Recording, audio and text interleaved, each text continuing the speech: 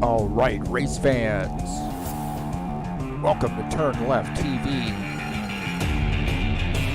Be ready for some high-speed action tonight.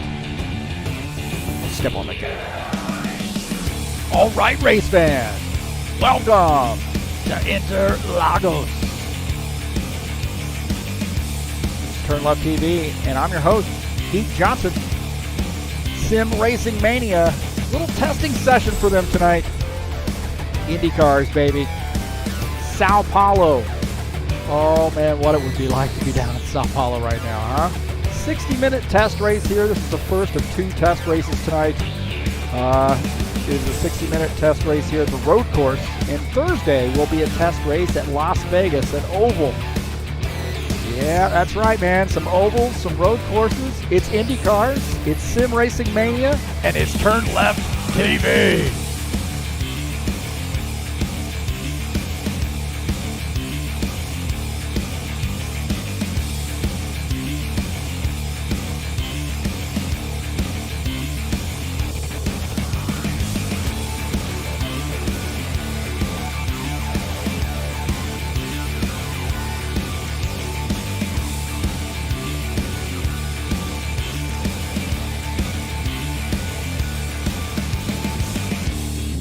Well, a little testing session here today. Going to be a lot of fun. Be a lot of high speed here at Interlagos, man. Tough track.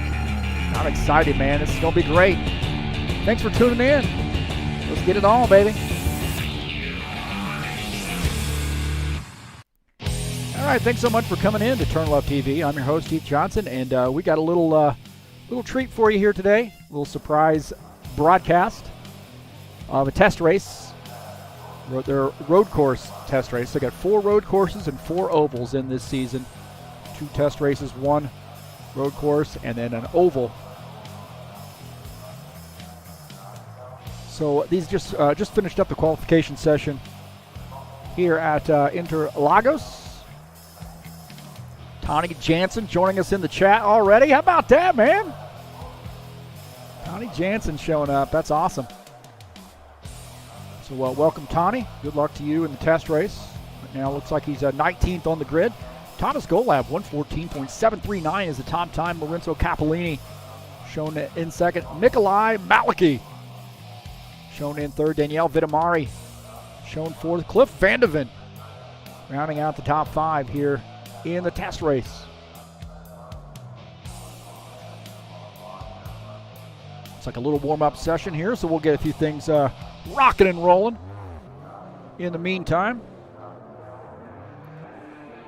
I've done some broadcasting from Interlagos before. What a great track, man. Located in Sao Paulo, Brazil. 4.3 kilometer, 15-turn road course. And I would argue one of the most famous road courses in all of motorsports. Great track. Also known as Autodromo José Carlos Pace.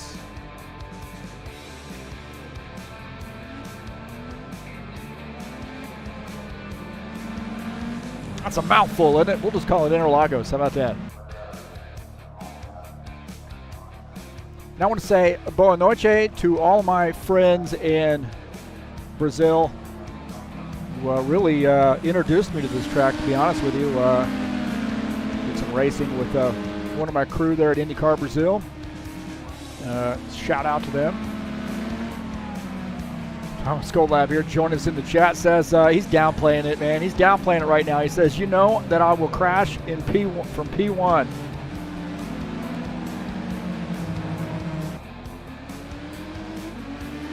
I think he's downplaying it right now. That's what he's doing.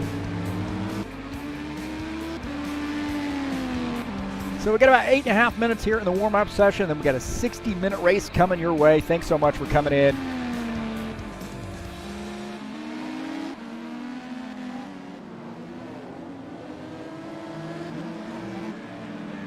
Let's take a look at the schedule coming up this season. Of course, tonight, a test race here at the road course in Sao Paulo. Las Vegas coming up on Thursday. Test race there. Now, I don't know if I'm going to be streaming that. I think I'm actually going to race in this one if they will let me race in it. So there's some unique challenges I think, with road course, or excuse me, ovals that you don't see in road courses, and that's really what happens when the full course cautions come out. So, not sure. I've been helping do some testing sessions with these guys, and make it kind of bring a little bit more familiarity with the general protocol for oval racing. But nonetheless, look at that meat of that season, though. Watkins Glen starting it out at the road course, and then you see Michigan, the first oval. Road America, that next road course there on June the 2nd. Texas, what a great track that is, man. That is going to be just flat out at that place on June the 9th. Daytona road course, very, very interesting course there on the track. So you can have a mix of some road course and some oval type of settings there you're going to have to throw into that car. Pocono coming up on June the 23rd, and I think Pocono is one of those courses there that you either love it or hate it. There's really not any in between with that oval. I don't even want to call it an oval. We call it the tricky triangle. And all three turns very different from one another. Montreal coming up on June the 30th for race number 7, and then finishing out the right way. Home for me, that's Indianapolis Motor Speedway, about 40 miles away from IMS, and excited about this one coming up on July the 7th, and that's going to be a 500-mile race. So full-length race. Very, very excited to see that one. Every single one of those drivers out there, they are looking at that course. They're looking at that race and saying, I want that race right there.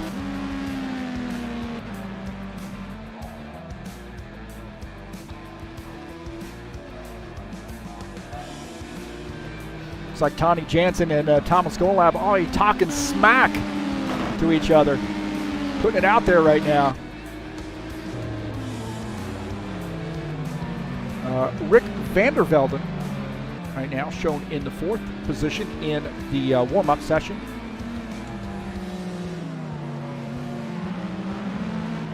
About 5.5 minutes, well, a little over 5.5 minutes left to go here in warm-up. I was disappointed. Oh, we got a sign out there on the track. Oh, he's already hit a sign. I'll tell you, coming around after that, really the last turn, that hard left-hander, and then you got kind of a sweeping left-hander going to the front stretch. You can get off the track on the right side and get into those signs pretty darn easily. So we'll take a look here.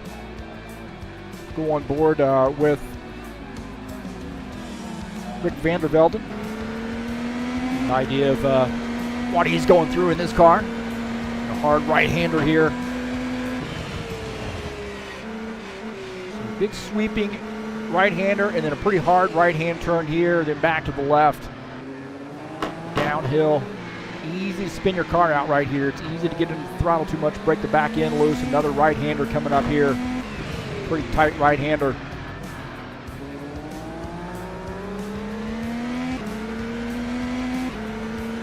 And you got high speed coming into a hard left-hand turn here, and this is what I'm saying. This is the point where now really going to start getting on the throttle here, and you're going to be able to, or you risk running into those signs on the right side. Looks like somebody's already taken them all out there. They're strewn all over the track. So it looks like somebody's already done us a favor and taken out all of the signs on the right side there as you approach the start-finish line. How about that? Look at Lorenzo Finetto.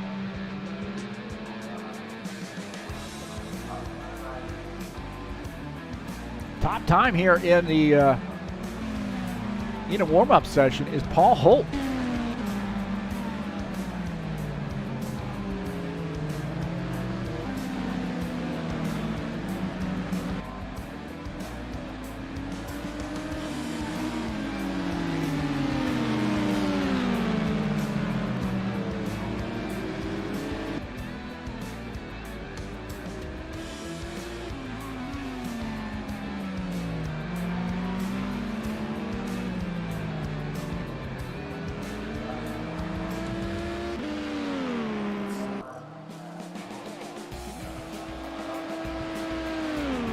Coming up on Wednesday. That's tomorrow, baby. 127 lapper from New Hampshire. at 1 mile flat track. Great course there. That'll be a lot of fun. Ironman Racing Series. Looking at third race of the season there with those guys, so should be a great 127 lapper. That's always a great one, and the tire rule in that series is going to come into play, definitely. They only get 12 tires throughout the duration of the race, and this track is pretty tough on tires too, so you will definitely see some strategies playing out in the Ironman Racing Series tomorrow night. That'll be live right here on TurnLeft TV, 9 p.m. Eastern Time.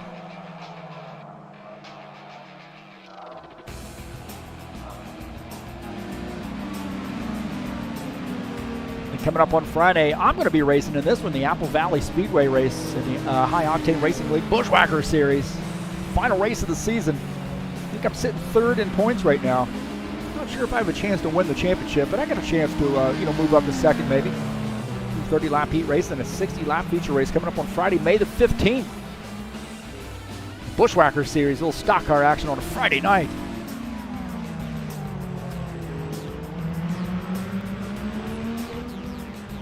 I want to thank you all for coming into the YouTube channel. I'm not sure what the flip is going on with my YouTube channel now. It's not showing it in the dark version, so this is tough on the eyes, man. Tough on the eyes.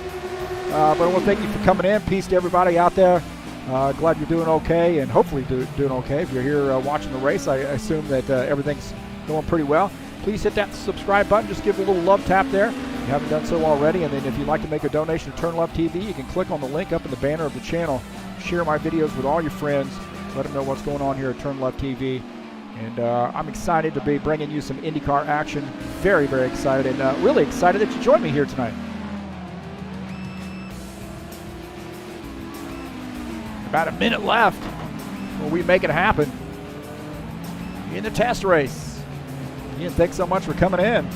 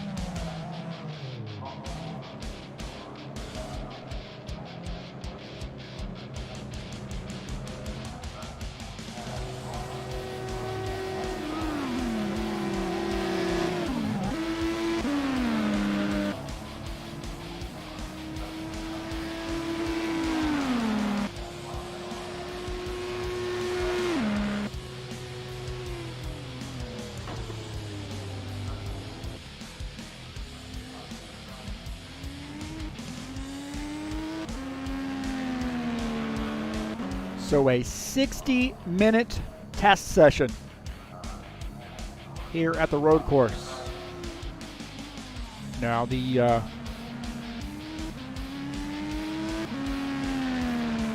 ovals will be lapped races versus timed races.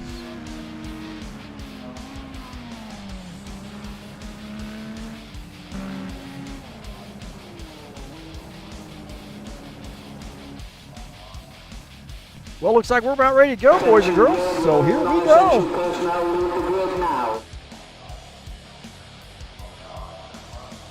Get ready. Get ready.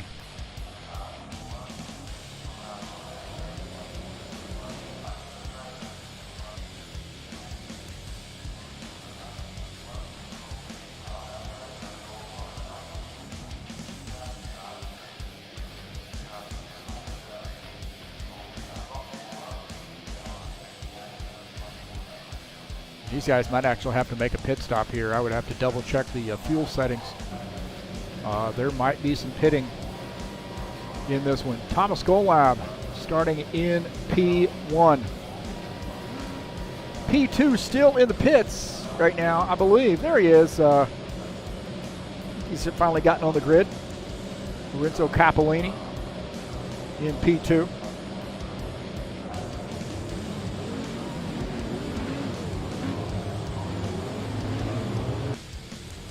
P3, Mikolai Maliki. Shown in P4, Danielle Vitamari. Cliff Vandeman starts in P5. Paul Holt, P6. Michael Brooks starts starts in P7. Riccardo Morelli starts P8. Fabio Zerbato starts in P9. Andrew Holm rounding out the top 10. You see Colin Matiak, hopefully I pronounced that correctly. Richard Brooks, 12th. David DePoli, 13th. Federico Matisse, 14th. Jordan Schwartz, 15th. Rick Vandervelden starts in 16th. Rory Cameron Martin starts P17. P18, Dennis Vandeven. Tony Jansen, P19. Jos Vandersteren rounding out the top 20.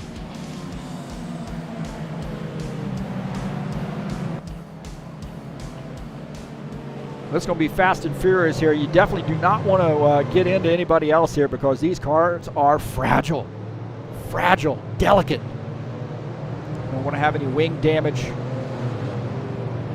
nose cone damage. That would be pretty catastrophic. But it's easy, man. Tight racing. It's easy to get into somebody with these cars. A lot of torque in these cars too, and they're light. So you got to be very careful as you come around the turns. Get that car straightened up before you really get back into the throttle and work your way back up through the gears. So Indy cars, a lot of torque, really, really light cars. So something to be cognizant of. Man, that pace car is flying right now, isn't he?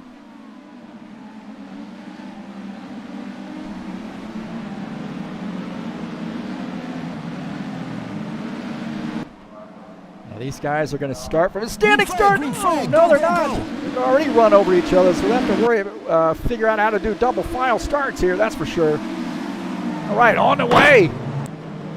Look at that. Thomas Golov, Cliff Vandeven already battling for position. Side by side. Oh, there's some contact. A little contact there. How did I get below the screen?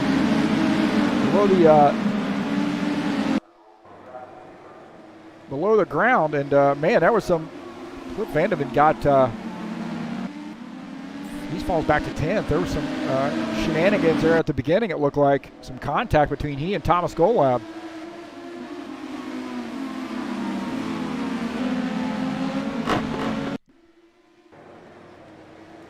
That start was messy. I mean, absolutely messy.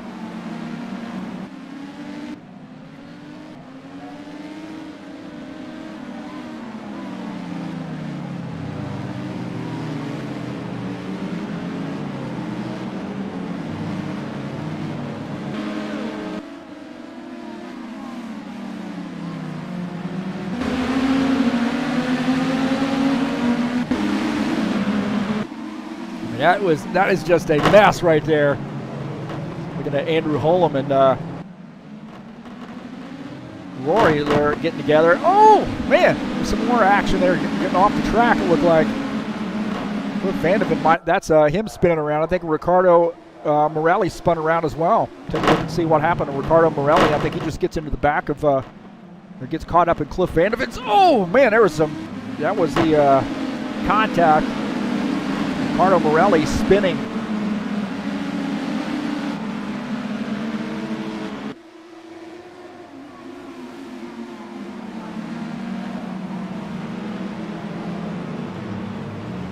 We got a heck of a lot of action here going on. Let's take a look at this. This is Jordan Schwartz, Colin Matiak.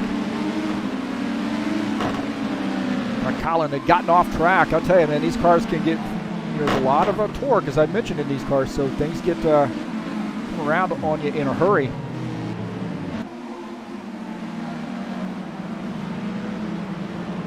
Colum here. He gets downshifts there and loses the back end of that car, so he downshifts there and causes the back tires to spin. Does a great job of hanging on to that thing.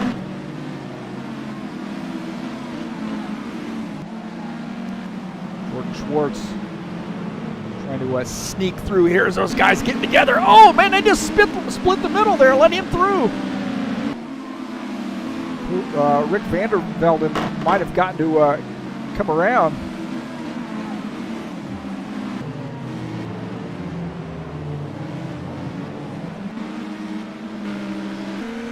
On board here with Rick Vandervelden and Fabio Zerbato. Vandervelden getting up to the 13th position. Not a good view out of the back of that car. That's the best I can do right there. Fabio trying to work on Rick Vandervelden. Not going to work this time by. Danielle Vitamari and David DePoli battling for position. Look at this, coming into the turn. Danielle Vitamari on the inside line. He's got the preferred position. Has he got enough room? Oh, man, he gets squeezed.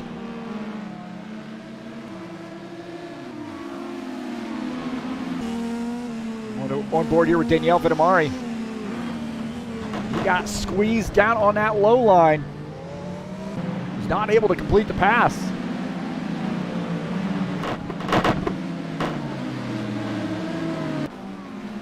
Take a look at David DePoli and Nikolai Maliki battling for position. Battle right there. Might be in the battle we saw before. Fabio Zerbato, Andrew Holm. Down the straightaway there, and Fabio picking up that spot. Oh man, they got some contact there. That 33 car, Fabio Zerbato's got some company.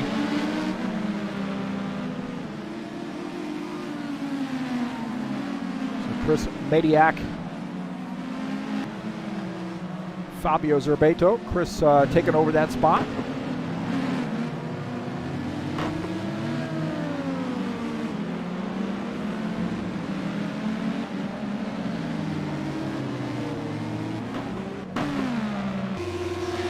Got some debris on the track. You definitely don't want to hit that. That will mess up your car. Here's Jordan Schwartz. Jordan right now running in the 15th position. Working on the and Max Focarelli. That good battle right there between the two of those guys. Max and Jordan battling for position. Max on the brakes hard. Looks like Jordan Schwartz going to get by. Max Focarelli back to the 16th position.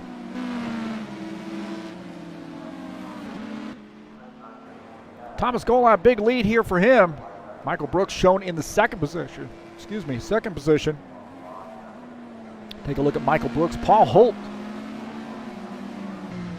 closing in on him. This is take a look at Michael Brooks' machine. Go out of the back of that and take a look at Paul Holt. They're hounding him right now. Now this is the best I can do as far as looking out of the back of the car. So here we go. I'm cycling through the cameras, and that's the best one I can get to right there. There you go. That's not out back. That's not out back. That's not out back. That's not out back. We got enough views out of the front of that car, and hardly anything out of the back of that. And Paul Holt is sneaking in here on Michael Brooks.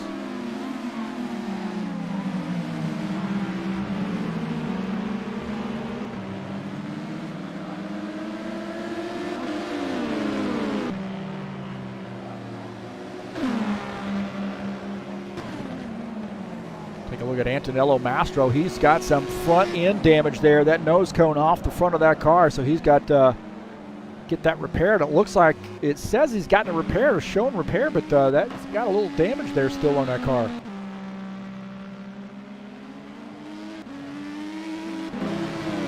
Take a look at Ricardo Morelli.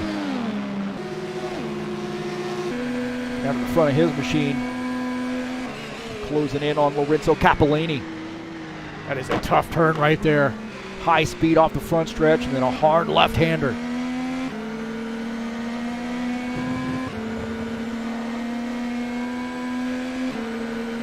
Up here, high speed, then hard left-hand turn here. Pretty fair amount of speed through this left-hander. You're going to go uphill, and then you got a big series of right-hand turns here, and the last one's a pretty sharp right-hand turn. So a fair amount of speed there, second or third gear, either one, and then dropping down a gear. Got to be careful about when you get on the gas there, back to the left.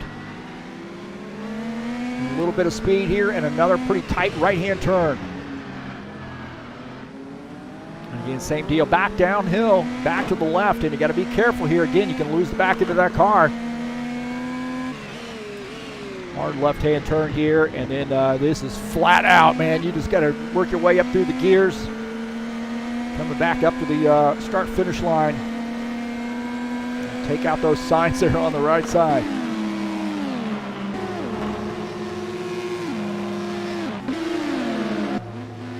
Take a a look at Max Fogarelli and Richard Brooks battling for position. It's like Daniel Vitamari in this mix as well. Daniel Vitamari, what are you doing, man? He just cut the course. Daniel Vitamari just cut the course or what? Watch this. He says, hey, heck with it. I think I don't agree with this turn. I'm just going to go straight. So you can't do that. That's going to give you a cut track penalty.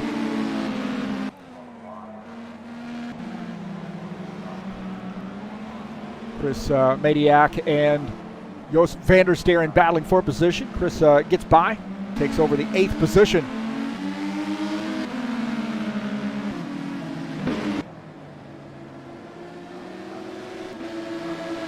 Take a look at Michael Brooks here, having a pretty good run right now, shown in the 2nd position. Now, I know he and Thomas have been doing a heck of a lot of testing here with 50 minutes left to go. We got a long time to go in this race. 50 minutes left to go, and I know he's been doing a lot of testing here, so he has come prepared. But don't forget, man, Paul Holt just behind him in the 3rd position. Looking out of the front of Paul Holt's machine, running in 3rd.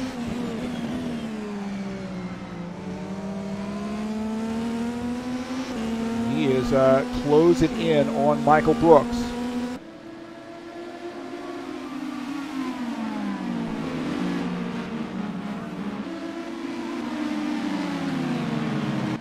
How about my boy Tony Jansen, right now running in the 20th position. Kind of out there by himself right now, shown a lap down, 2 laps down. So he's had to probably make a pit stop there after taking some damage.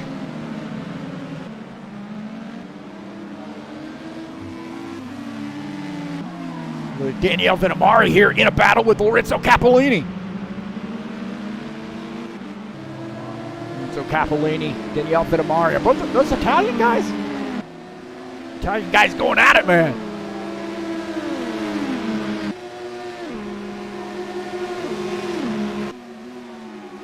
Needless to say, I think IndyCar's Italian drivers have a rich, rich history in IndyCar.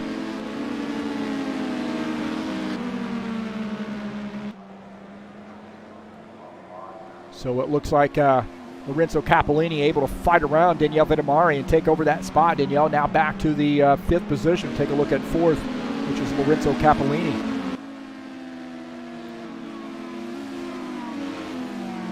Ricardo Morelli, he's in the 6th position. He's starting to work up on Daniel Vitamari now.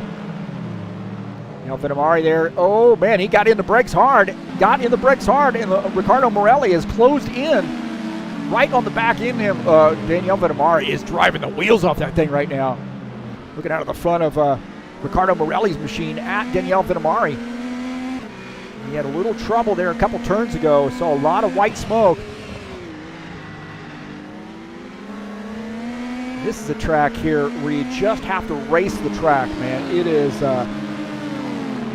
take your concentration away just for a split second and it could be disastrous at this track.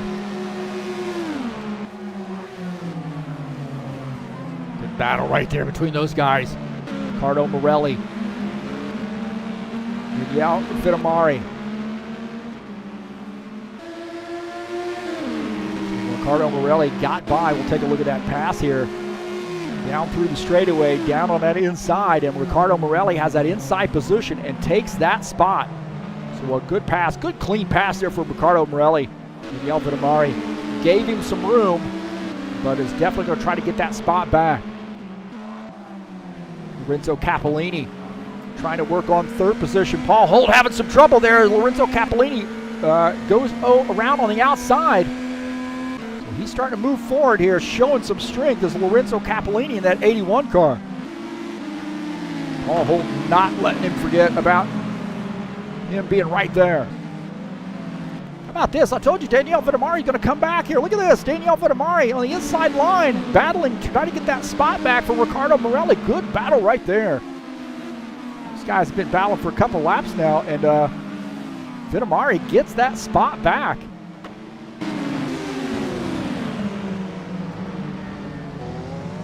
As Ricardo Morelli now back to the 5th position. Look at Tony Jansen. Ronnie Jansen coming off track. Oh, he gets in that grass. Oh, hard contact with the wall. Hard contact, and he's lost the wing, the front wing on that machine.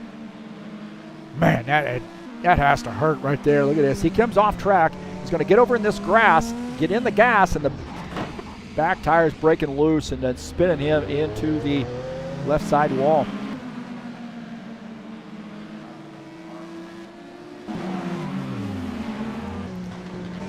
Paul Holt having trouble here as Daniel Vitamari making his pass. I think Ricardo Morelli going to get by as well, so good battle right there. Paul Holt, Ricardo Morelli. As Daniel Vitamari makes that pass.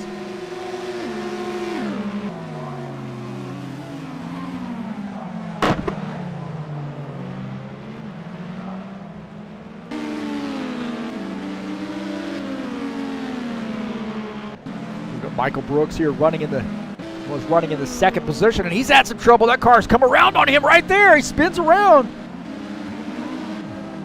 Looks like he doesn't hit anything, but he has spun that car, and he has lost some positions, quite a few positions now.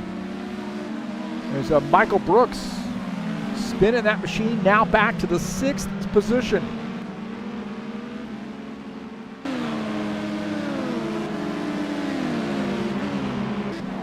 On board here with Lorenzo Capellini. You see Michael Brooks. Oh, Lorenzo Capellini was trying to avoid him too and almost spun out himself. So working that wheel and hanging on to that thing as Michael Brooks has some trouble. We'll take a look out of Daniel Vitamari's machine. A little bit back there, and you see Michael Brooks spinning off into that overrun area, through the grass into that overrun area there. So he's going to lose a ton of positions. Dino Faldetta now getting by Joost van der Sterren. Now Joost van der Sterren has spun around and Dino Faldetta got around him. Take a look and see what, oh, there might have been some help there. There might have been some help. Cliff Vandeven and Joost van der Sterren. We'll take a look here and see what happened. This is Joost van der Sterren. Cliff Vandeven just behind him. Joost van der Sterren in that white and black machine, and he spins.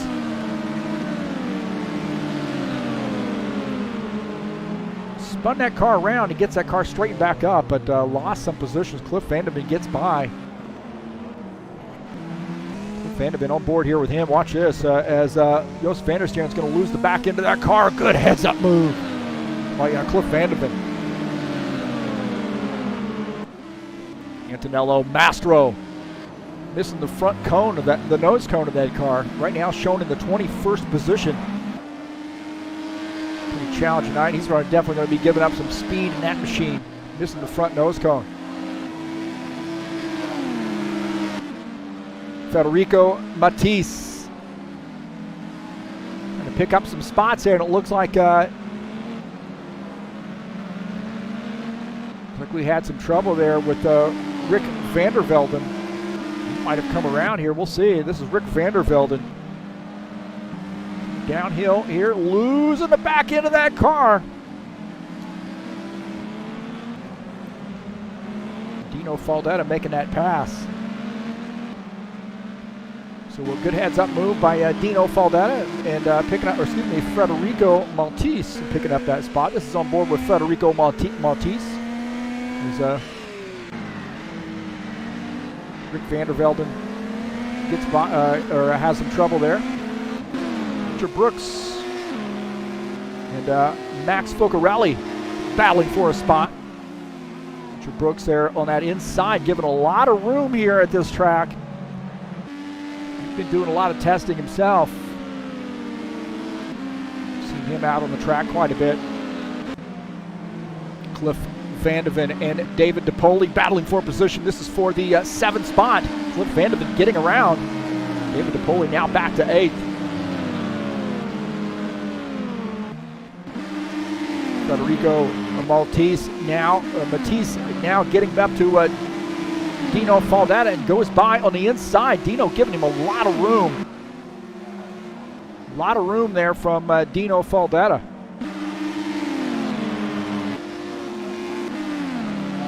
So Dino had gotten off track as got off to the side there and gave Federico Matisse a lot of room. Aldino shown in the 13th position. Federico shown in 12th. Ricardo Morelli. A lot of guys there are having trouble, man. This thing can get away from you in a hurry. Lorenzo Capellini talking about this is indicating he might have had some trouble here. He spins this car trying to hang on to this thing, and this is going to be a mess right there. Oh, man. And I think Lorenzo Capellini might have gotten caught up in that. Lorenzo Capellini might have gotten caught into, or actually that was Lorenzo Capellini. Looks like Daniele Vitamari and Lorenzo Capellini. This is Daniele Vitamari. He is coming around the turn, and there's Lorenzo Capellini. Oh, and Daniele Vitamari makes contact. Stays out of the tire barrier, or stays out of the wall there, but nonetheless, contact there for him.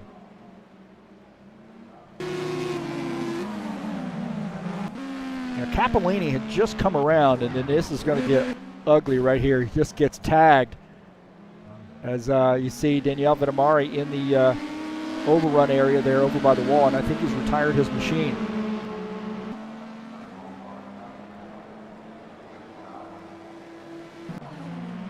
Fabio Zerbato and Jos van der Steren battling for a spot. Oh, Fabio gets around, and Jos van der Steren, what a heck of a move on the brakes, and misses that. Watch this, man. This is just a heads-up move by Jos van der Steren. He sees, man, that is a great move. Keep from getting into Fabio Zerbato.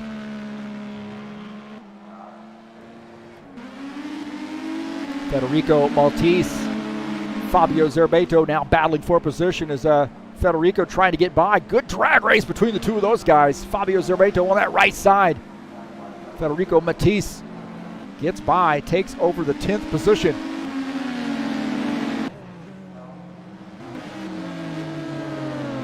Look at Ricardo Morelli. Paul Holt battling for a spot here. This is for the 2nd position. We're looking at Ricardo Morelli. Paul Holt shown in 3rd. Lorenzo Capellini is 4th. Michael Brooks shown in 5th. Right now, is there anybody who's going to be touching Thomas Golab? He said the way you pronounce his name is Gowam. Gowam. I'm going to call him Golab. Well, Thomas has a 12-second lead right now over our second position car. That is Paul Holt. Michael Brooks shown in 3rd. Ricardo Morelli is on pit lane right now in the 5th position.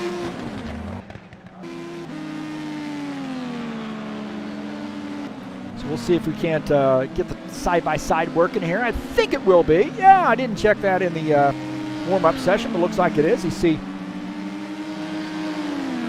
Ricardo Morelli coming back out on track.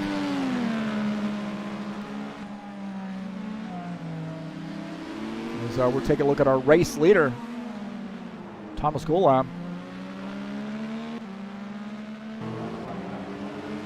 Some good side-by-side action here. Thanks so much for coming in. Peace to everybody.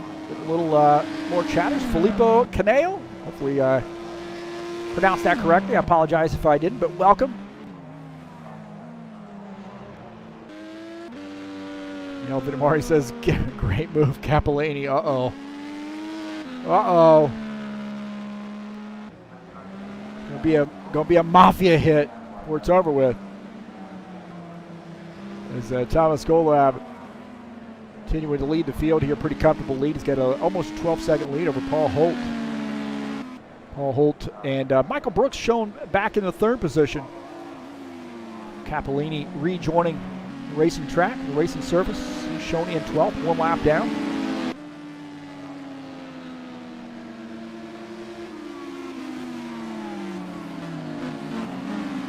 So a little surprise stream for you here. We got 37 minutes left to go. We're not even halfway yet in this race. This thing has been action-packed. Thomas Golab continuing to lead the field, has a pretty comfortable lead. See if we can't get some cars coming around here. I think he's got such a big lead, we're probably not going to find any cars here for a while. There we go. There's Paul Holt. Lorenzo Capellini.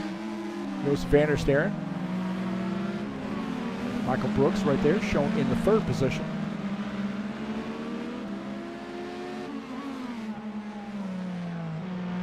And some guys spread out all over this track right now. Cliff Vandeven, he's got a 4th place car right now.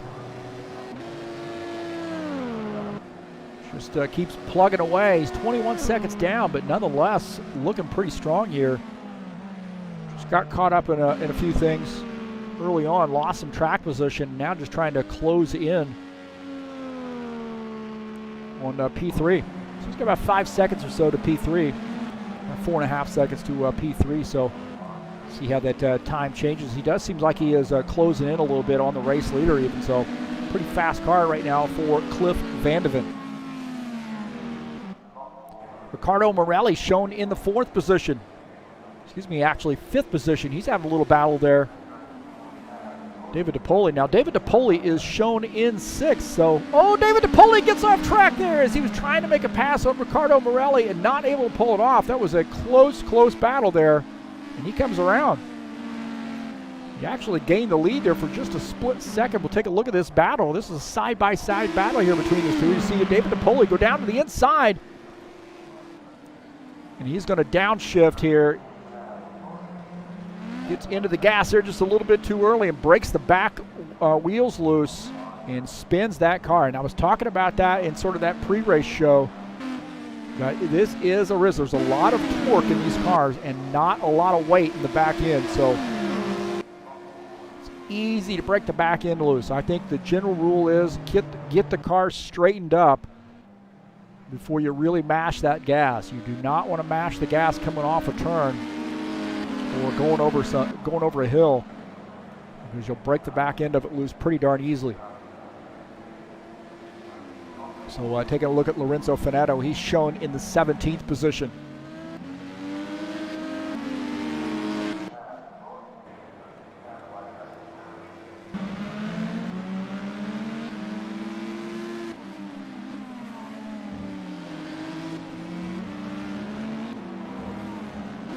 Fabio Zerbato and Colin Mediak. Oh, there was contact there. Colin had gotten into the back of Fabio. Now he's trying to hang on to that thing. Colin gets around, but he got into the back of Fabio Zerbato, and Fabio was doing well to hang on to that thing. That was for the 5th position.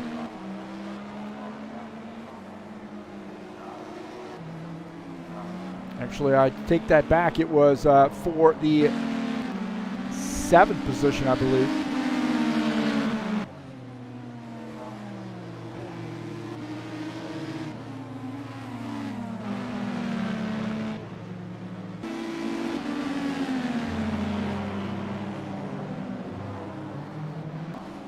Take a look at this again. He gets it right into the back of Fabio. Gives him a launch and gets around. Now you know he's going to have some damage. We'll take a look at this again here. Right into the back of Fabio Zerbato, and he gets around. Now trying to hang on. Fabio Zerbato recovering.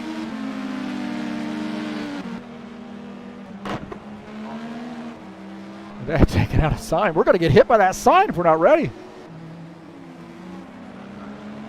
Might have been Antonello Mastro. You see Colin now. Fabio Zerbato back by. Probably has some front end damage here. We'll take a look. This is Antonello Mastro. Look at this hot mess right here with no front end on that car. That thing not turning very well for him. Coming off track, and he ends up, he's really trying to turn this machine. This thing is just not turning for him. He's got some pretty significant damage to that machine. So Fabio Zerbato had gotten around Colin Mediak, and then Colin gets back around right there. So these guys are not giving up the fight, man. They're having a battle, good battle. Those folks. Look at this, Cliff Vandeven. Keeps climbing up the grid, now up to the 2nd position. Paul Holt has pitted his machine, I believe. He's lost some positions here. Not sure what's happened to Paul Holt, but he's lost a couple positions. So He might have retired. Not seeing him on the readout here. Maybe just had some trouble.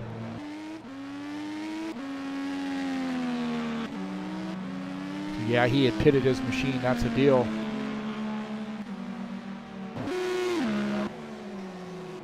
Take a look at Fabio Zerbato. Now, Fabio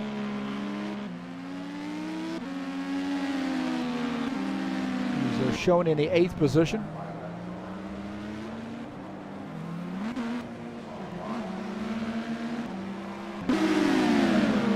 Cliff Vanderbilt here trying to pick up some spots after falling back here, getting by Osni Cardoso, picking up a spot.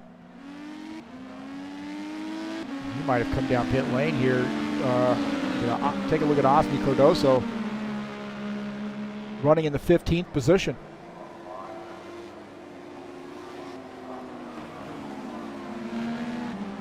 So yeah, Cliff Vanderbilt has made a pit stop here, so got that spot and then down pit lane here. So Jordan Schwartz, take a look at him. Gets that car a little wide there. Oh man, he was having trouble hanging on to that thing. He got that over on the curb, and, or as they call it in, he might have had some warp issues there too. DNF that machine. What they call that in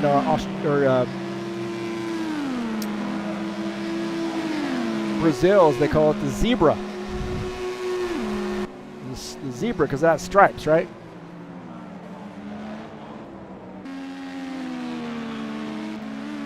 Well, Fabio Zerbato having a pretty good night here right now, running in the 9th position. Take a look at Federico, who's just gotten by Fabio, take over the 8th spot. Federico Matisse, take a look at this pass here as Fabio gets on the brakes and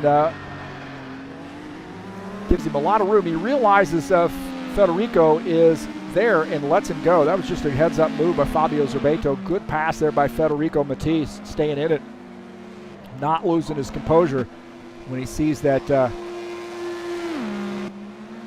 car ahead of him is spinning. This is Rick Vandervelden running in the 10th position.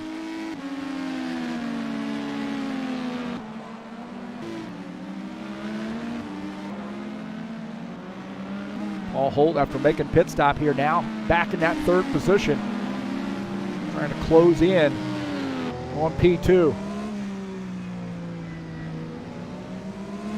You see just ahead of him is P2. That is Ricardo Morelli.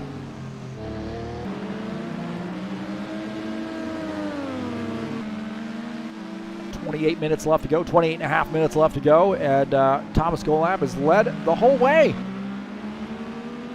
Got a huge lead. Can you tell he's had some practice laps here at this track? Pretty obvious. He's been in the IndyCars here doing a lot of practice laps, a lot of seat time to Thomas Golab, and that's why he has the lead he has. Ricardo Morelli shown in the 2nd position. Pretty solid afternoon for him.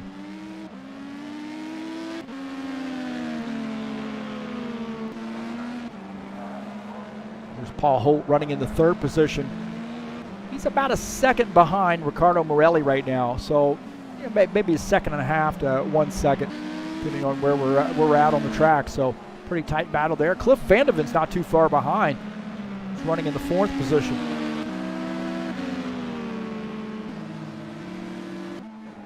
Michael Brooks shown in P5. He was all the way up to P2 and then had some issues. Came around and has lost some positions, but really has maintained his composure, got right back up on the wheel. Now shown in the 5th spot.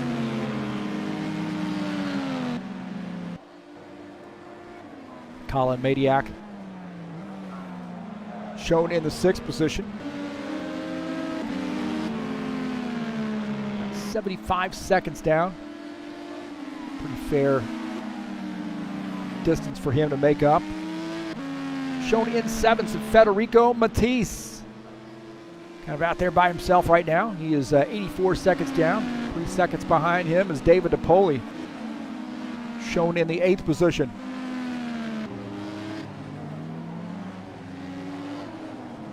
Shown in ninth is Rick Vandervelde.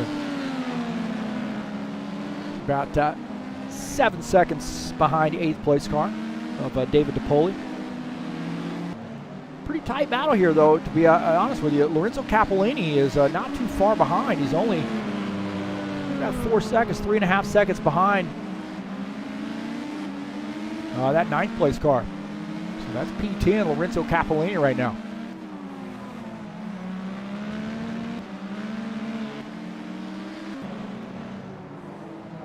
Take a look at Federico Matisse as David DiPoli came off track. See what happened to David DiPoli? I think he just overruns.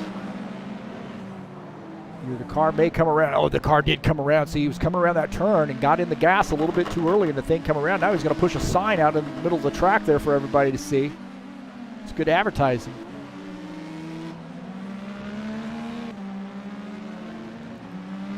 Federico, I think, does a good job staying out of that sign, maybe gotten around before the sign got pushed out there, but yeah, it looks like he does. David DiPoli there says, hey, I'll just push the sign out. There's David DiPoli coming by after shoving some advertising out on the track. Look at this, man, I knew this battle was heating up here. Paul Holt has finally run down Riccardo Morelli. This is for the 2nd position. Paul Holt inside line going into the turn. Riccardo Morelli hanging on here now in 3rd, but good tight battle here on the track.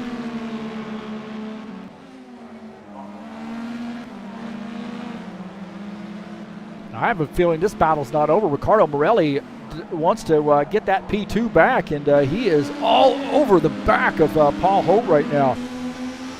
Board here with Paul Holt as Riccardo Morelli just behind. How about that? Paul Holt got a TurnLeftTV deal there. Look at that. You got to be kidding me. Oh, look at that right there, huh? That is a fan.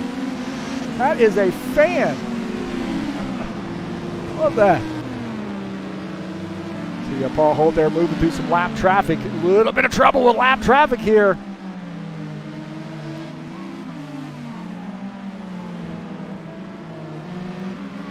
So Rory Martin shown in the 19th position. Little tough right now for Paul Holt to get around. Paul Holt finally gets around. Rory gives him some room. Paul Holt now has a little bit of a buffer between he and that 3rd place car. You've got to be wondering how much is Riccardo Morelli going to put up here with a lap car. He wants position. Blue flag here, blue light for Rory as Riccardo Morelli does make that pass. He's P3, but now he's got a little gap to work on to try to catch up to Paul Holt. Paul Holt has opened up a gap there on Riccardo Morelli. Cliff Vandeven running in the 4th position. He's now rolling up on some lap traffic here. I'll tell you what, man, he has really closed the gap on these guys too. Look at that, great pass right there, Cliff Vandeven. That is a great pass. Good room there for Rory too. He did him a solid and got out of the way. Realized he was faster, saw that blue flag and let him go.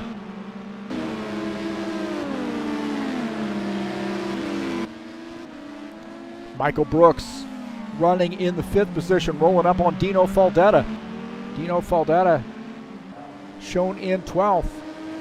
Michael Brooks in 5th. See Dino Faldetta out there to the side. Surprised he didn't take out those signs. Maybe there's only so many times you can hit them and then they just put them back into place. You can't hit them anymore. I don't know. Federico Matisse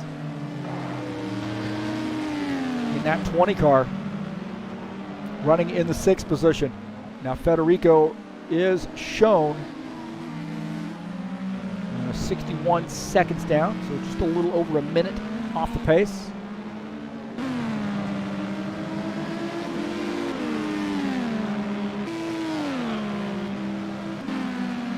David DiPoli and Rick Vandervelde Rick Vandervelden battling for position. Look at side-by-side action right here. Oh, some contact there. David DePoli and Rick Vandervelden get together. Rick Vandervelden takes over that spot. There was some contact there. Wheel-to-wheel contact. Take a look at this again. See, down into that straight, down that straight, and Vandervelden has that inside line. David DePoli trying to squeeze him a little bit and gets into the side of him. They are lucky they didn't take each other out there. David DePoli has to tuck in. And he has got Lorenzo Capellini all over the back of him right now. So his job is not over. David DePoli, Lorenzo Capellini. Cliff Vanderven here about this, man. He is now rolling up on Riccardo Morelli for the third position. So Cliff Vanderven showing some muscle here late in this race and has gotten around Riccardo Morelli. Riccardo Morelli now back to the fourth spot.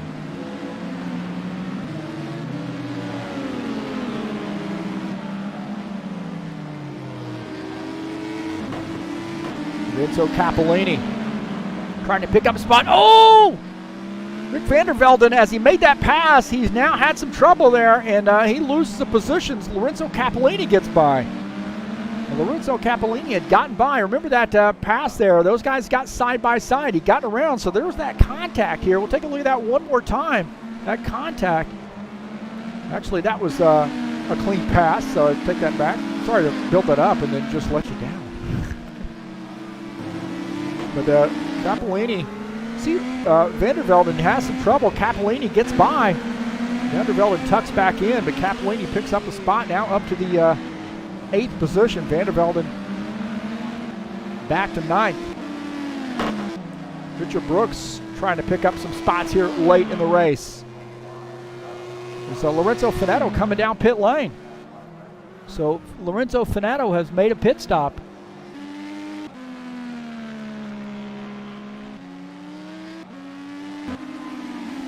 Michael Brooks.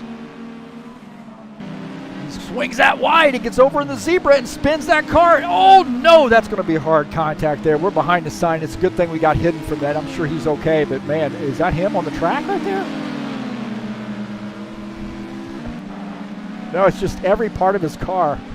but the roll cage, I guess.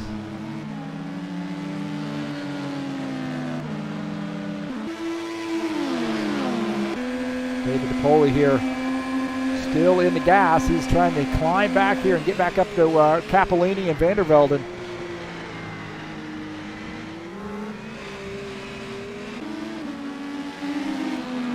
These guys trying to get everything they can get here as the time is running down. Capellini here, Lorenzo Capellini running in the 7th position.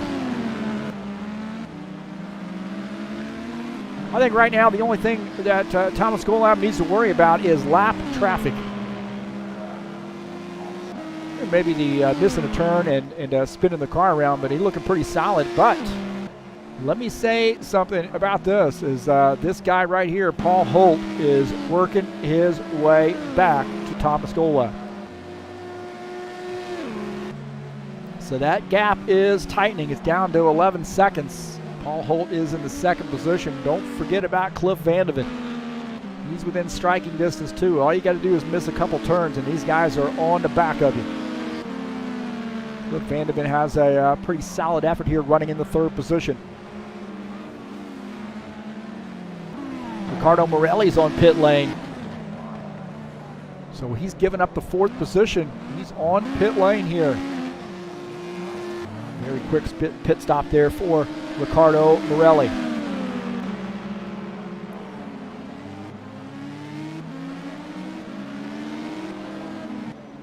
See Riccardo Morelli rejoining the track here. Still in 4th, so he didn't lose a spot.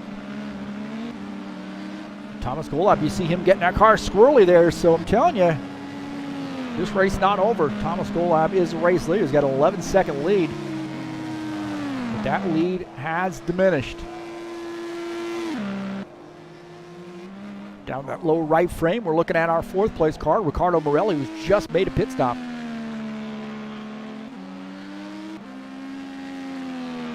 Paul Holt shown in the second position.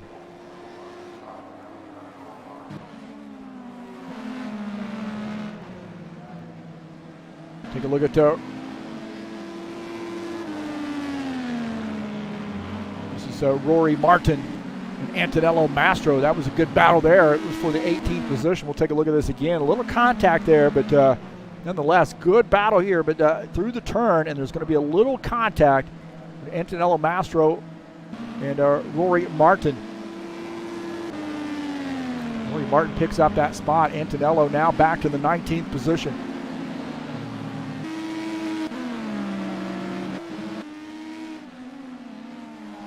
One thing to think about here, this is certainly not the Radicals, it's certainly not the GT3 cars. These cars are fragile. Terrace Enrique joining us in the chat. How about that, man? That guy right there is flat out sim racing royalty. Terrace Enrique, one of our great Brazilian drivers, joining us in here. Big fan of Terrace. Sure, we'll see him out on the track here very, very soon. Joost van der Steren and David DePoli here battling for position. Oh, David DePoli! Oh, Joost van der Steren makes contact too. He might have had some damage to the front wing of that car, but he got into David DePoli. Hard to miss here. Look at this. David DePoli's going to come around, spin around, and he just had nowhere to go, and he makes contact, clips him. As he goes by, David DePoli had lost the back end of that car. On board here with David DePoli. Watch this, man. He's just going to come around. He's going to get in the throttle, come around here, and he is just going to get tagged. That was for the 8th position. Joost van der Steren does pick up 8th, but man, he has got some damage now. There's no doubt about that. Apex modding team showing up. Apex, you guys did this mod, right? Hope so. Great broadcast. Thanks so much for coming in. Appreciate it. Very honored that you would come in. Terrace says hello, buddy. And friends with Terrace for a long time.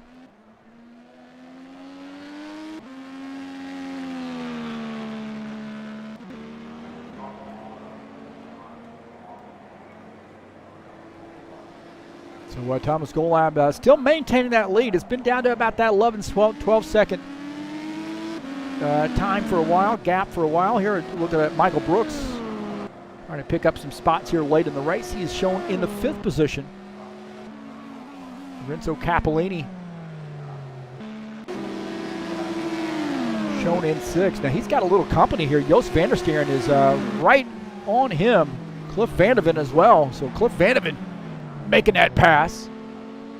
Ooh, Lorenzo Capellini having some trouble there as Cliff Vandeven had gotten around. Now Cliff Vandeven shown in 3rd, so trying to get out of the way was Lorenzo Capellini.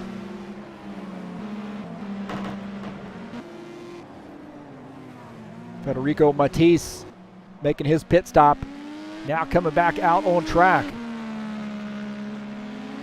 So late race pit stop for Federico. Antonello Mastro, remember, he doesn't have a front end of that car. He's missing the cone. He's run out of cones, man. He's already lost a cone. Maybe he came down and got another cone. He's out of cones. He can't have any more cones. The only cones he can get are hitting ones on the track. So Antonello Mastro, Rory Martin, oh, into a little bit of a kiss there, and they take each other out. Antonello Mastro was just kind of trying to stay out of the way, and Rory Martin gets into him, and they're still into each other. Uh-oh. Here, we'll take a look at this again here as Cameron gets in. I don't think he expected Antonello to cut this corner here as much, and he's trying to dive bomb through. He's going to get into the back of Antonello Mastro right there, lifts that car up off the ground. Look at those tires there. That is so cool. And then those guys go off into the nether regions. And then I think they're going to get into each other again. Watch, this is not over. Look at this. He says, I'm going to stab you. Oh, it's a good thing it's just a test race right now, or guys would be really mad, I guess. Rick Van der Velden, Joost van der Sterren. Rick van der Velden is picking up the 10th position. So I think Joost van der Sterren might be off on pit lane.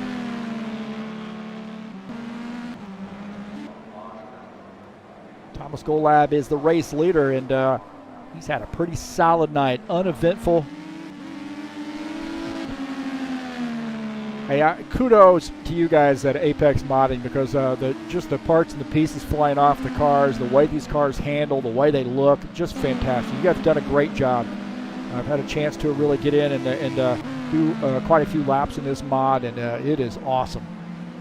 Love IndyCars. It's home for me. Indianapolis is home for me. So I've always been an IndyCar fan. Seen the Indy 500 many, many times. And I greatly appreciate somebody doing a up-to-date IndyCar mod. Looking great. And I'm excited about this season as well. Paul Holt here shown in the 2nd position. Now he's starting to chip into that lead just a little bit, but he's running out of time. He's got 10.5 minutes left to go to try to run down Thomas Golab.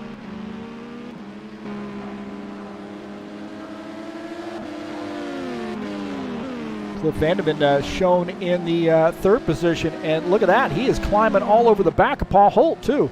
Well, Paul Holt come down pit lane. So Paul Holt is on pit lane as Cliff Vanderman goes by. So Paul Holt making a pit stop here late in this race. He's on pit lane. Take a look at our 2nd place car, Cliff Vanderman in that top left, but Paul Holt finishing up his pit stop, coming back out on track. He's going to be able to maintain his 3rd position. That's the question. Got a little bit of a buffer there, but Ricardo Morelli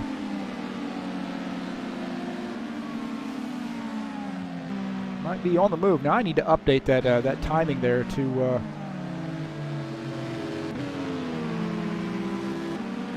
there we go, as Paul Holt back out on track after making that pit stop. Vanderman shown in the 2nd position. Take a look at Ricardo Morelli shown in 4th. Last car on the lead lap. High score guy in here saying, great job on capturing the action. Thank you so much. And sending some shout out to Dino for starting Sim Racing Mania. Good interaction there in the chat. Well, we got just a little over 8.5 minutes left to go, and Thomas Golab's lead is 10 seconds over Cliff Vanderman. Paul Holt shown in 3rd. Ricardo Morelli shown in 4th. Michael Brooks shown in 5th.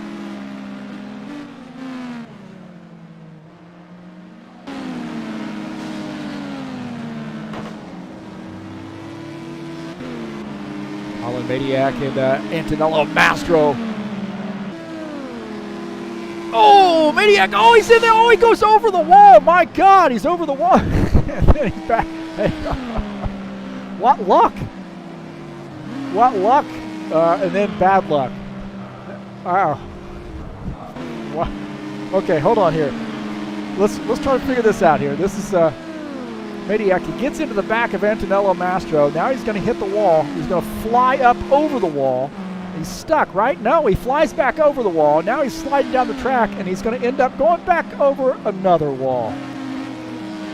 Man, you know, it's not your day when that happens. He's stuck, too. He can't go anywhere. I'm sorry. He is just stuck. There he is. Poor guy. He's trapped. That is just awesome. Thomas Golab again. Good thing. This is just a test race here. This is Dino Faldetta. Right now, got a top 10.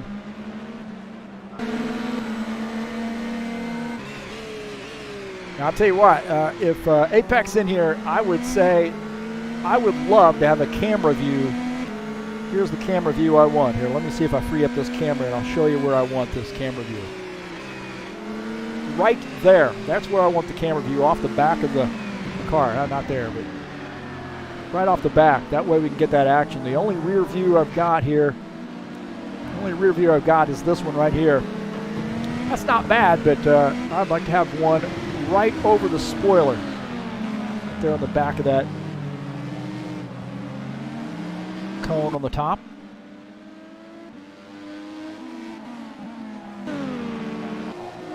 See, Dennis Vandeven here having a pretty good night. He's shown in 13th. 12th now. He's gotten around David DePoli.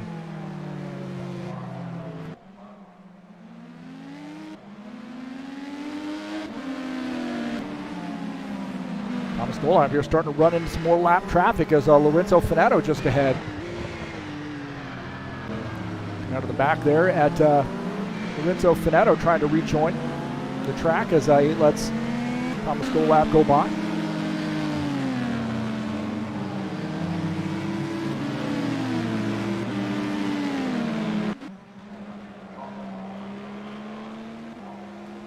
Richard Brooks running in the 13th position. Good looking car there, good striped car. That's the zebra right there, isn't it? That is the zebra. Twisted Drifter joining us in here. Checking out the chat. So I'm doing well. Hopefully you're doing well, buddy. Been watching your streams once in a while, so hope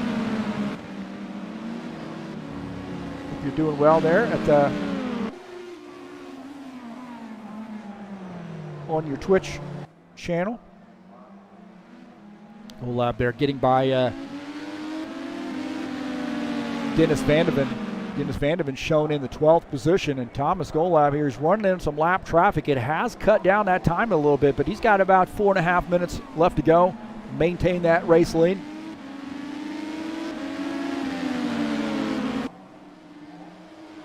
Cliff Vandeven is shown in the 2nd position. Now he's got some time to make up. He's about 8 seconds down. He's weaving his way through some lap traffic.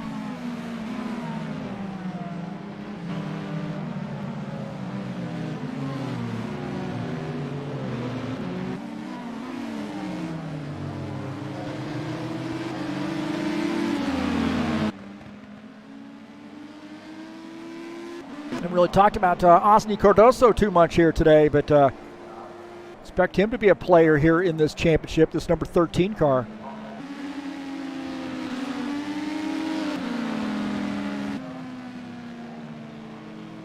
So, hey, thanks a lot. Greatly appreciate it. That's a very nice words there. Legend.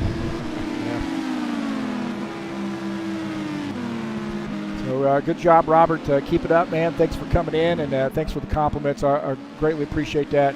Hope to see you out on the track again here soon. Apple Valley at this Friday, so it'll be good to see you out there. Final race of the season. This is Federico Matisse as he's picking up another spot. Now shown in the 6th position. Renzo Capolini back to 7th.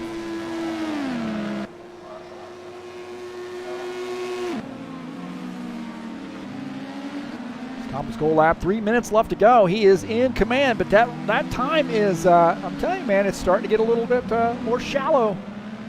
One little hiccup here by Thomas Golab, and Cliff Vandeven's going to be there. So Paul Holt shown in 3rd. Ricardo Morelli shown 4th. Michael Brooks is 5th.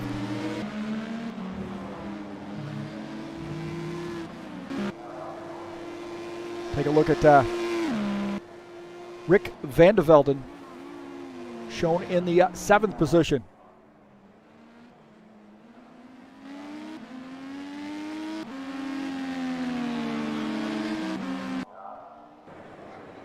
Ricardo Morelli. Oh man, he got over into the zebra there. Got the back end of that loose, and he spun, but now hopping up over the curb, trying to get that car back out on track. Good news for him is he doesn't make any contact with anything, so just break your rhythm there a little bit, get things back underneath you, and get on down the road. So he'll be just fine, I think.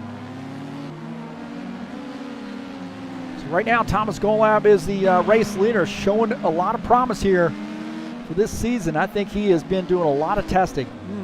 Maybe I might have some inside information on that. I would expect him to be a player at the ovals as well. 4 ovals, 4 road courses this season. Got a test session for the ovals coming up on Thursday. Got about a minute and a half left here in that first test session here at Interlagos. Sim Racing Mania style.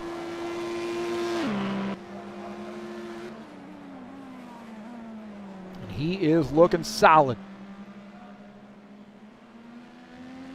Cliff Vandeven shown in the 2nd position.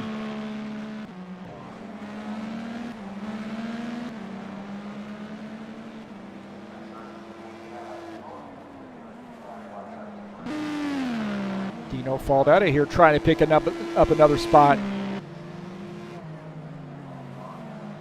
Dino Faldetta now up to the 9th position, so a good run here for Dino.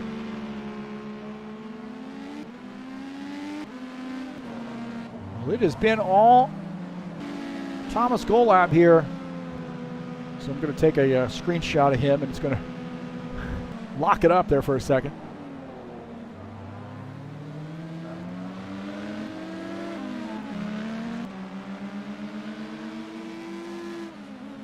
Thomas Golab, he was trying to downplay his racing ability before the race. I think he was just trying to play a little head games with the other drivers.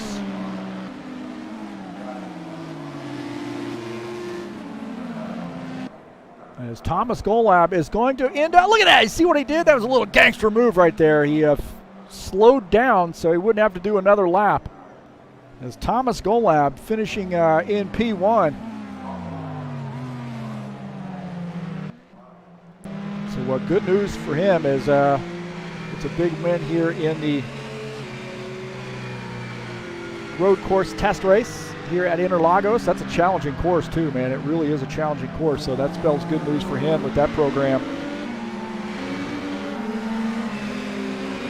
That 59 car, I don't know if that's going to be his car that he runs during the season, but nonetheless, fast one here tonight. Cliff Vandeven finishes in 2nd, Paul Holt 3rd, Ricardo Morelli getting his lap in here to finish up. He's going to finish in the 4th position. Michael Brooks is 5th.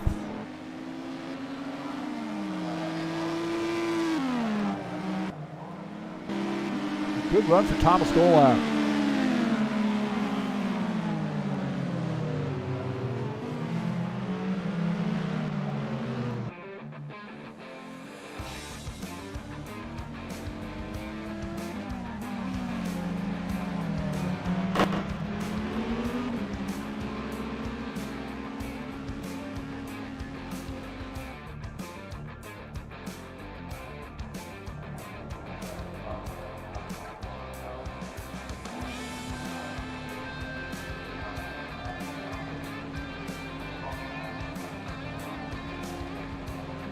That was definitely an interesting race there. Fast and furious, that's for sure.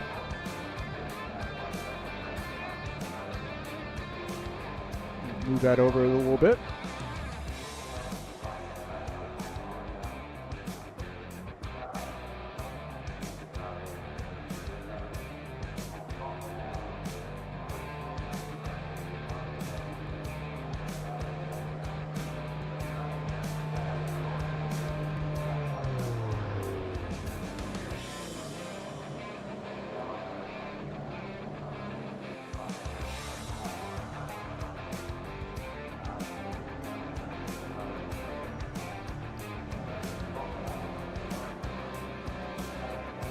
So a led start to finish there. Great run for him. And that may spell bad news for the rest of these guys if it's going to be that tough, that's for sure.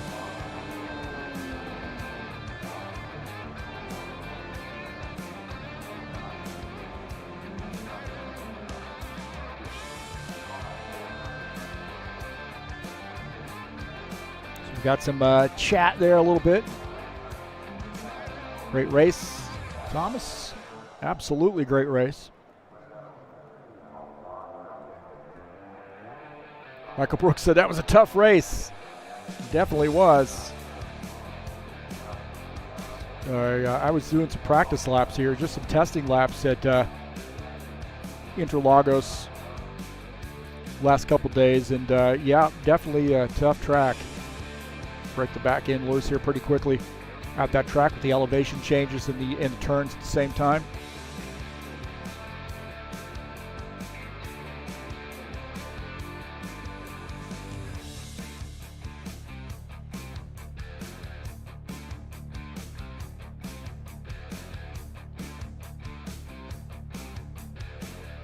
We'll just take a look at the schedule here in this series, what we have in store this season with Sim Racing Mania and this IndyCar American Grand Tour. You have 4 ovals, 4 road courses. Going to start off with the road course. The official season will start off on May 19th at Watkins Glen. That's going to be the configuration with the boot, as we call it. No chicane and the boot. And then Michigan coming up after that. That's going to be your first oval. I mean, that'll be great. The Indy cars are fantastic at Michigan. Road America coming up after that on June the 2nd. So back to a road course there. Great road course. Classic road course for Indy cars. And then June the 9th, Texas, another great oval headed your way. Daytona road course coming up on June the 16th. That's the one right there that I got to put a little asterisk by that I think is a question mark for me. You got to have a mix of not only road course action, but some that part of that course goes back up onto the oval, so you're going to have some fair amount of banking and straightaway on that Daytona course. So they use part of the Daytona oval for that. And then Pocono coming up after that. If you really want to call that an oval, we call that the Tricky Triangle for the 3rd oval of the season. Race number 6. Race 7, or Stage 7, Montreal. Great track. Located in Canada. And one that's on the IndyCar circuit. That's going to be June the 30th. That's a little bit of a question mark for me, too. I know it's a pretty tough track, so do some testing there and get a little bit better feel of the way these IndyCars are going to behave around that track. And then finishing out the season at Indianapolis Motor Speedway on July the 7th with a 500-mile race at the famed Brickyard. And that is home for me, so I'm excited about that race. I'm excited and I'm not excited. I'm excited because I want to see those cars go and I want to broadcast that race. I want to see these guys get out on that track, but I also am not very excited in some respects because I realize that'll be the last race of the season. I'll probably be a little sad.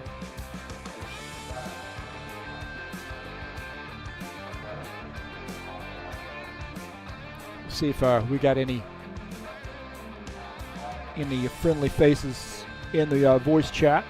Hopefully everybody's behaving in voice.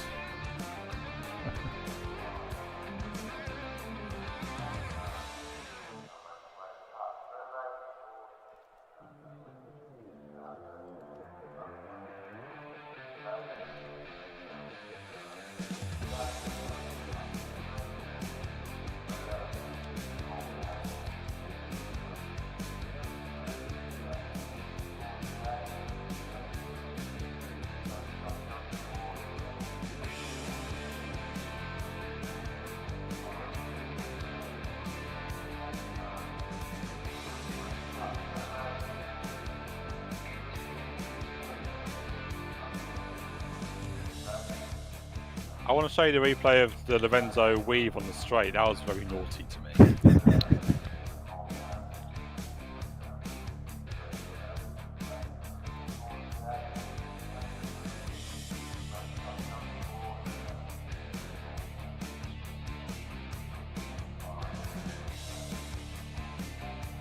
I always forget to mute the broadcast when I'm trying to talk to you. Just had me to.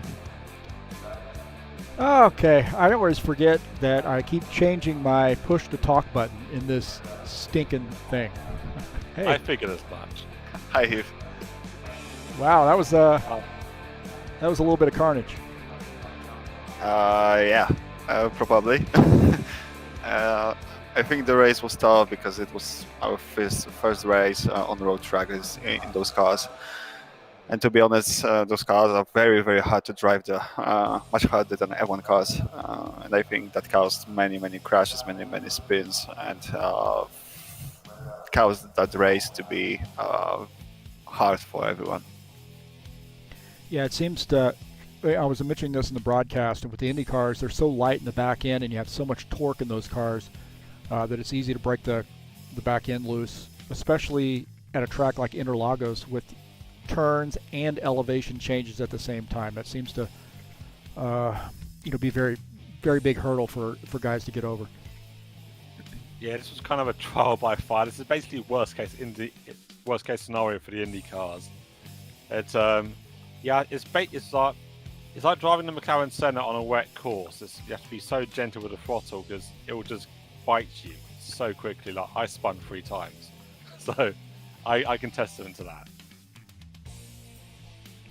Yeah, this car is hard to drive on elevation change, but I think the hardest part is driving in it. Yeah, Michael, you had a spin behind me. Yeah, that's true. Going to turn 6 or 7, I think it was. Thomas had I think the back marker had gone off a little bit, and I was right behind him. And I got into the braking zone, and I just lost all my front downforce, and I just spun behind him. It was so great in that moment. And it was really tough and really fun to battle as well. Just get the hang of it. Yeah, and the one big difference between IndyCar and the F1 car is that IndyCar has less downforce at rear end, so it's hard. It's very hard to control this car, especially in slow corner.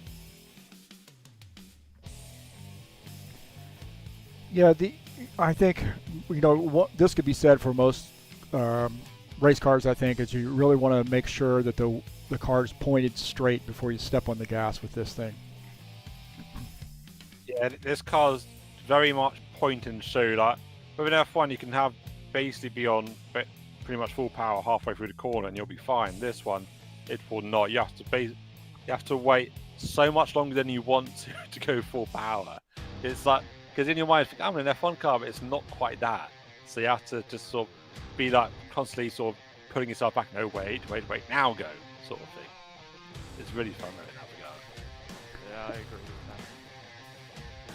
that. The another factor, another thing we need to care about while racing those cars on road tracks are tires, because when driver would choose alternate tire, he needs to be very, very careful with those tires. I mean, alternate tires are very, very fast, but one spin, one mistake, one lock on braking, and your tires are ruined for the rest of the stint. I had massive vibrations after my spin in stint 1. I spun behind one of the backmakers. My tires were ruined. My wheel was shaking badly. To be honest, my hands are pretty damaged because of that. You wait till you get a direct drive rule, Thomas. I spun twice and I had a direct drive rule. How do you think I felt? Hey, I know exactly where you can get one too. I know, Heath. Well, let's talk a little bit about the season coming up. You got another test session on Thursday at Vegas. So the theme of this season, format of this season is road course, oval, road course, oval, road course, oval. So in the season you have 4 ovals, 4 road courses. So the test session here is at an oval at Las Vegas. All right, so you've been out on the track doing some laps there. How do you feel about the way that the IndyCars handle at Vegas and oval racing? To be honest, I can't wait till the Thursday because I love to drive on ovals. This car is very stable, very, I would say, pretty easy to drive on ovals. Also, much easier for me than stock cars, for example. Of course, we have much bigger speed in corners in those cars, so it's probably much harder to overtake. But anyway, oval races are pure fun, and I can't wait for that. I was going to open it up for some of the other guys there to give me their assessment. I know, Rory, you've been out on the track a lot doing some practice. Michael Brooks as well. Yeah, I think this race was a great opportunity to build up experiences. It's a car I'm not used to driving. You kind of have to change the way you drive. So you have to slow down, do all your downshifts, then steer in, and then once you're straight, then you have to accelerate away. Whilst you can do a lot more things at once in, for example, a Formula 1 car. I know I'm looking forward to Las Vegas. I know we've done a couple of practice races, and I keep beating Thomas, which is really getting under his skin. So I want to try. Michael, you're not beating me, but I can't overtake you. See, it sounds like you just got under his skin right there. You didn't saw Heath our last practice session. Michael was leading. Oh, when you hit me. Yes, Michael was leading for the whole race. I was second. I was trying to overtake him for 25 laps. It was just impossible. And on the 26th, we saw that I'm just going to punt him. Yeah, not going to work really with the IndyCars with the front wing and the fragility of the nose cone. It is going to be really fun though. I know that if once you get your lines good, the only thing I'm worried about is braking for the pits, because I don't think any of us have done a good pit entry on the ovals yet. So that's the one thing everyone needs to work on, I think, just pitting. Because it sounds simple enough, but when you're going 220 miles an hour, it's kind of hard to stop. Yeah, absolutely. Yeah, I can say that from experience. Yeah, getting on and off pit lane is a challenge, really, no matter what cars I think you're in at ovals. But I think added in with a lot of drivers, no offense, but a lot of drivers that are not familiar with oval racing, that's going to be a little bit of a challenge there, I think. That's what we are worried about a little bit, because we know that ovals need more practice than road tracks. Really more practice to learn how to drive, how to overtake, especially for us European guys. We are just ovals for us are just something really new.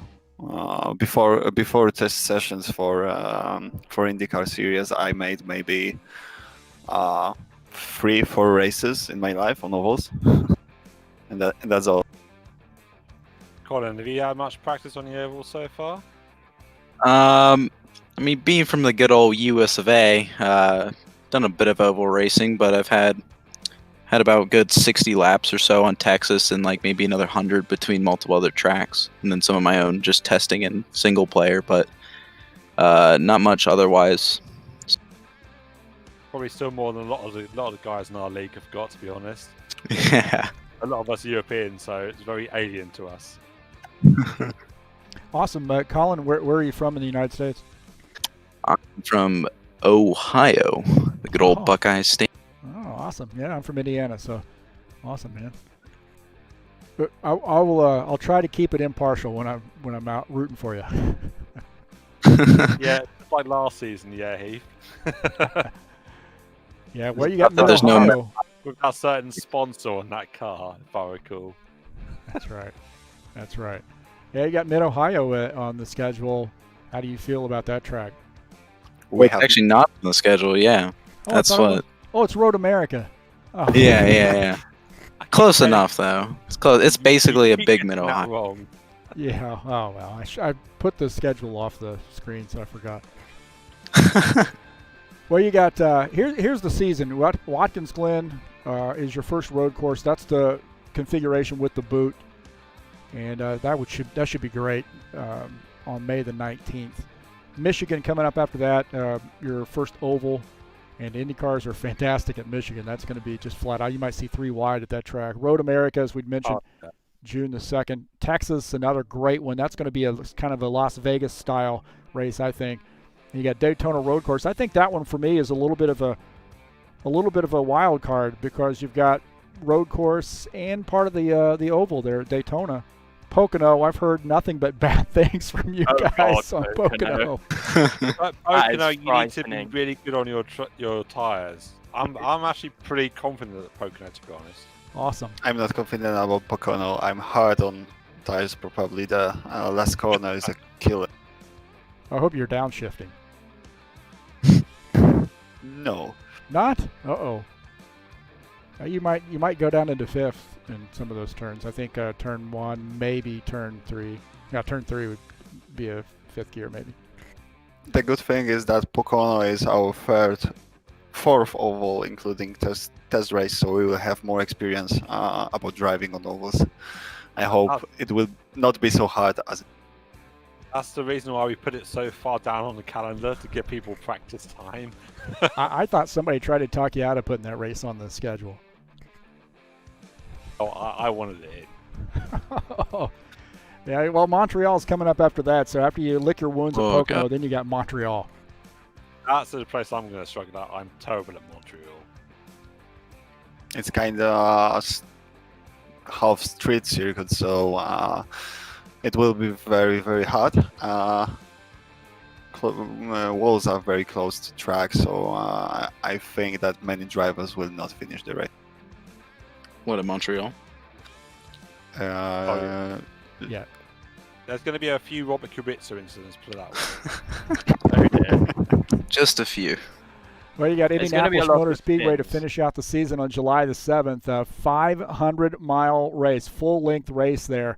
So are you guys going to put the catheters on before you start this race? Or I'm not drinking for a long while before that race starts. I'm just gonna crash my car super bad, so when I repair it, I can just go to the bathroom. There you go. Not a bad idea, actually. Yeah, I mean, I demonstrated that with the 8 minutes left to go in this race. Flipped over the wall twice. Over the wall? Yeah. Or are you the one that got stuck in the wall? You couldn't get back Yeah, I out? got stuck in the pit, like in the pit wall. Yeah, I saw that. Yeah, I did a nice little replay on that one, too. He flipped Yeah. over a wall, got back out on the track, and then flipped over another wall. Yep. And Well, got and you'll learn wedged. he's very good at capturing the moments of shame for driving. That's right. Yeah, he's And also- slow-mo as well. I think I had a feature when I tangled with, I've forgotten his name, but that was an unfortunate incident.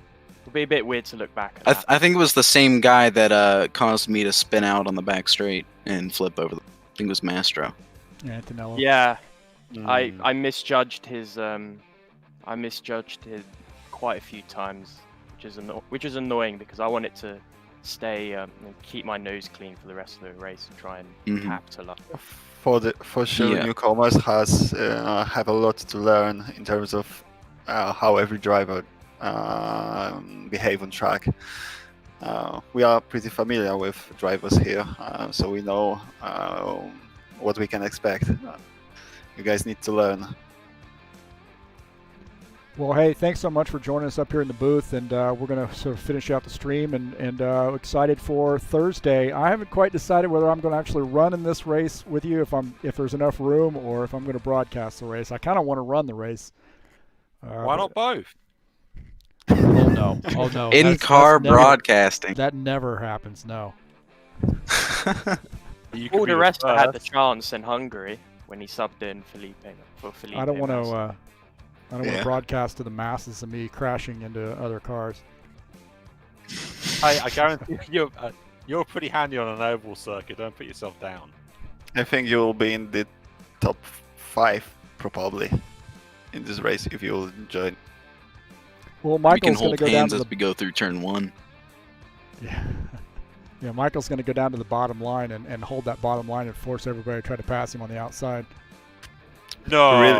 I would never do that.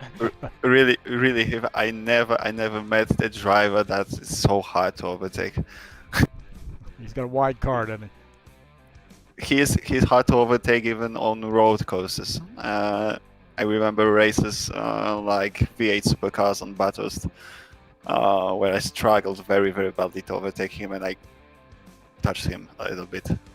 Made I him was spin. not the time. No, if I recall, so he started on pole that race. I had to overtake a couple of people. I caught up to him. We were side by side going down the back straight at Bathurst. I was ahead. I gave him room and he ends up punting me because he massively misjudged his braking zone. Then he's like, "Oh, sorry, I didn't mean to hit you." Then he wins the race. It's good that you guys have gotten past that. Oh, I'm still very bitter about that race. That was my race to win. Well, hey, good race today, guys, and we'll see you on Thursday. Thanks so much.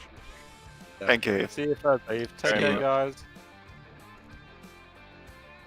All right, that's the crew joining us up here in the booth. Enjoy those folks coming up, and man, I'm excited, man. This is going to be a pretty fantastic race or season, I should say. headed your way. So very, very excited what's in store here at Sim Racing Mania with these IndyCars. Absolutely love the IndyCars. I want to talk a little bit about what we have coming up here on TurnLeft TV here in the next few days. New Hampshire Motor Speedway coming up on Wednesday. That's tomorrow. 127 laps there. It's race number 3 of that second season of 2020. A little short track action. It's a 1-mile flat track located in New Hampshire, and of course, it's a fixed setup. There's a tire rule in that series, so you only get 12 tires. Drivers will only have 12 tires, 4 to start the race and 8 additional tires, so they got to really manage those tires at a track that is really pretty tough on tires. So you do not want to miss it. That's coming up right here on TurnLeft TV tomorrow at 9 p.m. Eastern Time in the Ironman Racing Series. And then on Friday, I think I'm going to be out here doing some racing on Friday. It's the final race of the season in the High Octane Racing League Bushwhacker Series, Apple Valley Speedway. That's California. 2 30-lap heat races and a 60-lap feature race. Race number 12, the final race of the season. I think right now I'm 3rd in points, like 1 point out of 2nd. Got a little work to do and a lot of luck to try to maybe even contend for a championship. I might be mathematically out of that, but I could always maybe move up a spot on the grid and or in the finishing order and maybe get a second place finish this season. So right now setting in 3rd, and I'm pretty excited about my chances, to be honest with you. I like this track. Have a lot of fun at Apple Valley, so that's coming up on Friday. Again, we're going to take a look at the schedule here at Sim Racing Mania, and for me, the track that I think is going to be the 2 tracks that I think are going to jump off the page at me with respect to ovals is Texas and Indianapolis. Those 2 tracks I absolutely love. Now, big shakeups could happen at Pocono. Of course, Indy is one of those tracks too where guys get very, very comfortable with their position, and things can go wrong in a hurry. So Indianapolis may seem like an easy track, but that car can get away from you in a hurry. It's very, very high speed. And guys going to be doing a lot of drafting, a lot of slipstream down the straightaways. So very interesting track there to finish out the season at IMS, my home. As far as road courses are concerned, again, I want to highlight Daytona Road Course. That one is a question mark for me, really, the way that these I've been out on that track in the IndyCars, and it's going to take some getting used to. That road course section in the middle of the track, very tough, but once you get that track that car back up on the Daytona oval portion of the track, you do have a chicane to deal with, so something to really think about here. On that backstretch, you have a pretty tight chicane that can cause some guys some problems. So Daytona Road Course for me in these IndyCars is going to be one that I really want to watch as far as road courses are concerned. Well, of course, you're going to be able to find all the races right here on TurnLeft TV. And I'm excited about this season, excited that these guys are doing IndyCars, excited to see these guys get out there and mash it up on the ovals, or mix it up on the ovals. So should be a great season. Well, thanks so much for joining us here in this little test race at Interlagos. It's a great little battle we had here tonight. Thomas Golab comes away with the race win. Too bad it doesn't count, Thomas. But excited to see what we have in store at Sim Racing Mania and these IndyCars. Should be a heck of a lot of fun this season, believe me.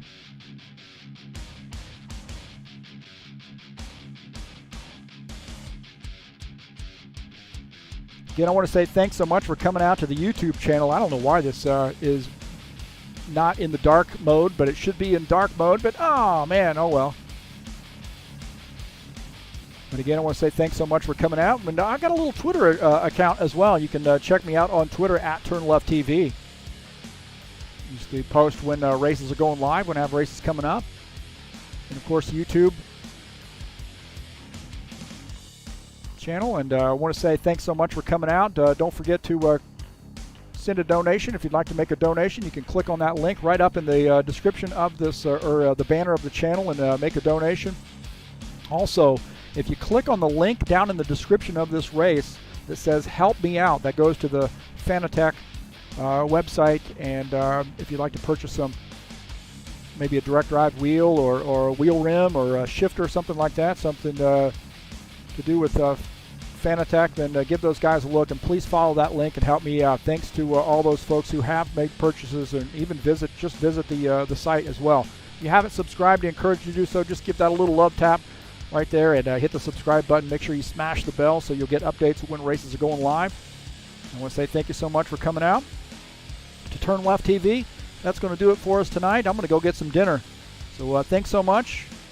We'll see you tomorrow night in the Ironman Racing Series. In the meantime, I'm out of here.